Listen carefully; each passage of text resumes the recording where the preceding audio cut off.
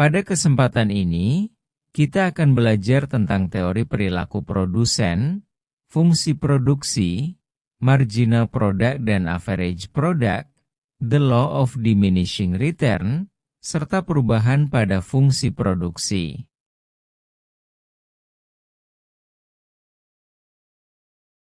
Pada prinsipnya, produsen adalah pelaku ekonomi yang menjalankan kegiatan produksi. Produksi sendiri dimaknai sebagai pengolahan input atau faktor produksi, menjadi output atau hasil produksi, sehingga memiliki nilai tambah. Dalam pengertian tersebut, terdapat 3 unsur penting, yakni input, output, dan nilai tambah. Adapun penjelasannya sebagai berikut. Pertama, input. Input merupakan faktor yang digunakan dalam proses produksi, baik secara langsung atau tidak langsung, misalnya mesin produksi, bangunan pabrik, tenaga kerja, dan sebagainya. Kedua, output. Output adalah produk yang dihasilkan dari proses produksi, bisa berupa barang atau jasa. Terakhir, nilai tambah. Nilai tambah suatu produk merupakan kegunaan atau manfaat yang melekat pada produk tersebut. Sebagai catatan, pengertian nilai tambah di sini bisa diperbandingkan dengan utilitas jika dilihat dari sudut pandang konsumen.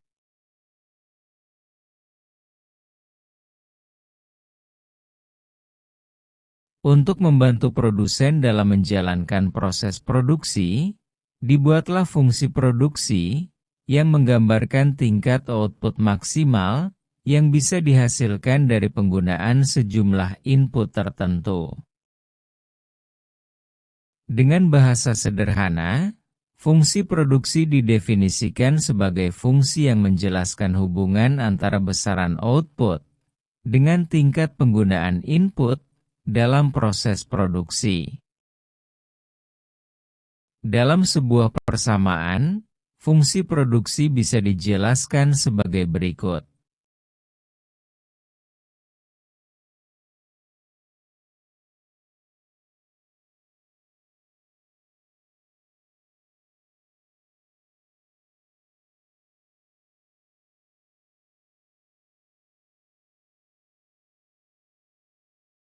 Untuk memahami fungsi produksi lebih jauh, kita perlu terlebih dahulu mengerti konsep yang menjadi dasar fungsi produksi.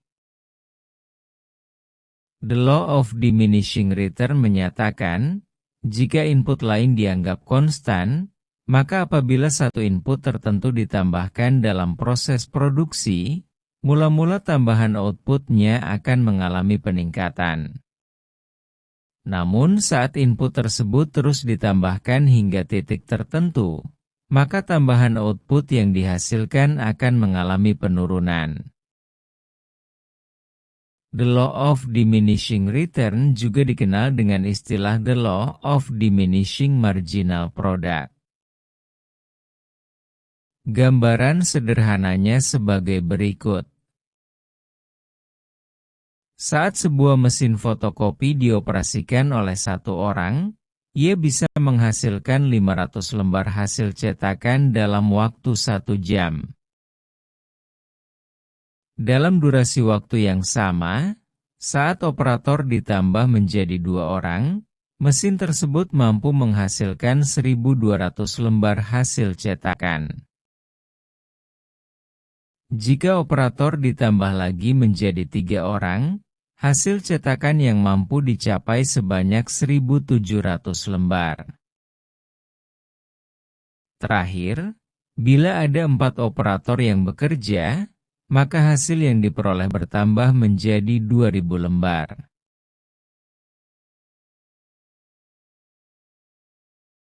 Untuk lebih jelasnya, Tabel 1 berikut ini menunjukkan bagaimana penambahan pada suatu input. Dalam kasus ini, operator memengaruhi jumlah output produksi. Saat hanya satu orang mengoperasikan mesin, maka total produk sama dengan tambahan produk, yakni sebesar 500 lembar. Begitu juga dengan rata-rata produk. Lalu saat dua orang mengoperasikan mesin, total produknya 1.200 lembar. Artinya ada tambahan 700 lembar. Adapun rata-rata produknya sebesar 600 lembar. Ketika 3 orang mengoperasikan mesin, total produk menjadi 1.700 lembar. Jadi ada tambahan sebesar 500 lembar. Nah, di sini rata-rata produk mulai berkurang dari sebelumnya, yakni di angka 567 lembar. Terakhir, waktu 4 orang mengoperasikan mesin, total produk menjadi 2.000 lembar, atau bertambah 300 lembar. Terlihat rata-rata produknya menurun lagi menjadi 500 lembar.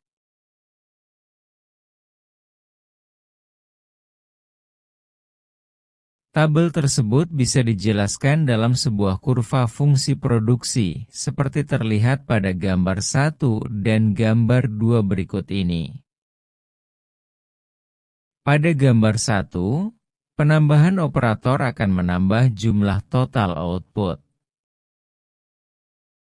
Namun semakin operator ditambah, semakin sedikit penambahan output yang dihasilkan. Ini terlihat dari slope kurva yang awalnya naik, kemudian pada titik tertentu akan tetap naik, tetapi dengan tingkat kenaikan yang lebih landai.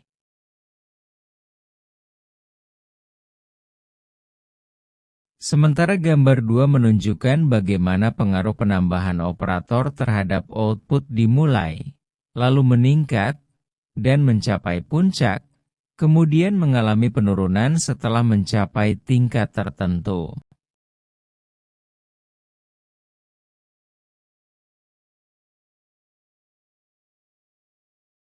Adapun hubungan antara gambar 1 dan gambar 2, bisa dilihat pada gambar 3 berikut.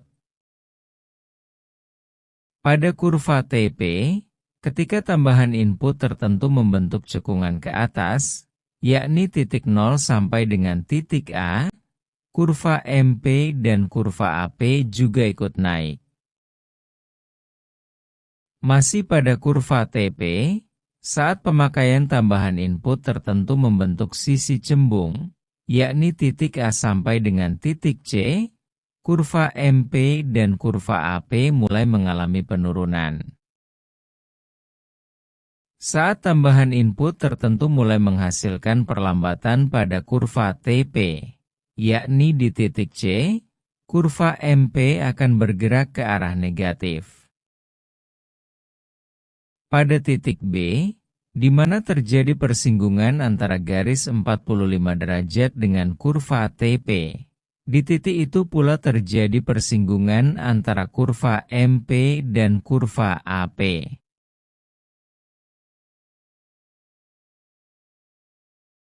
Sedangkan rumus persamaan dari TP, MP, dan AP bisa dilihat pada kotak berikut.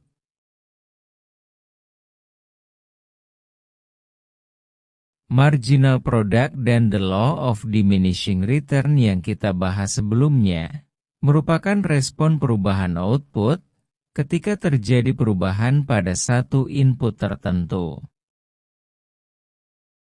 Lalu bagaimana jika seluruh input yang digunakan dalam proses produksi mengalami perubahan?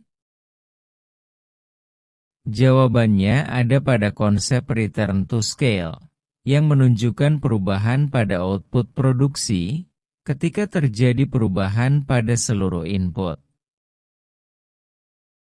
Terdapat 3 kondisi atas perubahan, yakni constant return to scale, increasing return to scale, dan decreasing return to scale.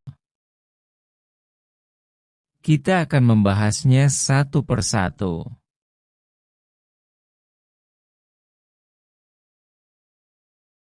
Pertama, constant return to scale. Kondisi ini menunjukkan perubahan proporsional pada output saat seluruh input mengalami peningkatan. Misalnya, ketika semua faktor produksi, yakni tenaga kerja, modal, dan mesin, mengalami peningkatan sebesar 100%, ternyata mampu menghasilkan penambahan output sebesar 100%.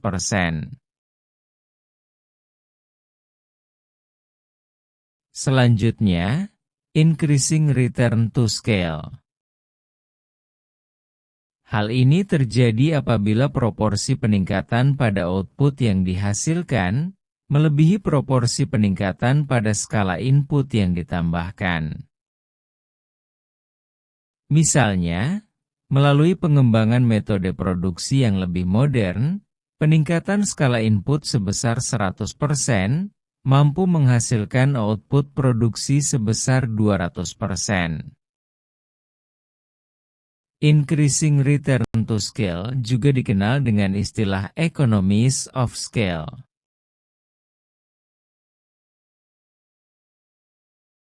Dan yang ketiga, decreasing return to scale. Situasi ini terjadi ketika proporsi peningkatan pada output produksi yang dihasilkan berada di bawah proporsi peningkatan pada input. Misalnya, dengan peningkatan skala input sebesar 100%, ternyata hanya mampu menghasilkan peningkatan output sebesar 75%.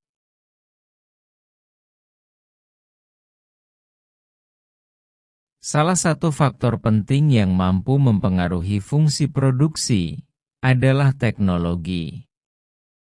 Sebab pemanfaatan teknologi berimplikasi pada peningkatan efisiensi.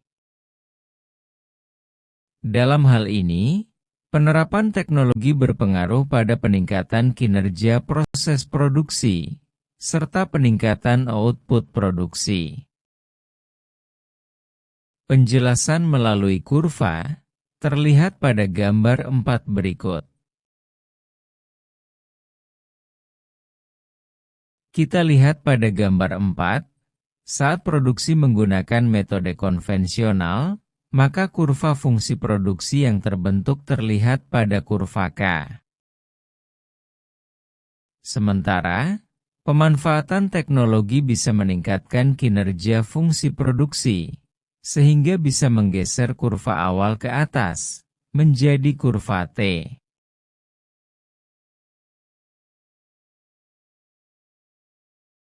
Demikian ulasan tentang teori perilaku produsen, fungsi produksi, marginal product, average product, the law of diminishing return, serta perubahan pada fungsi produksi.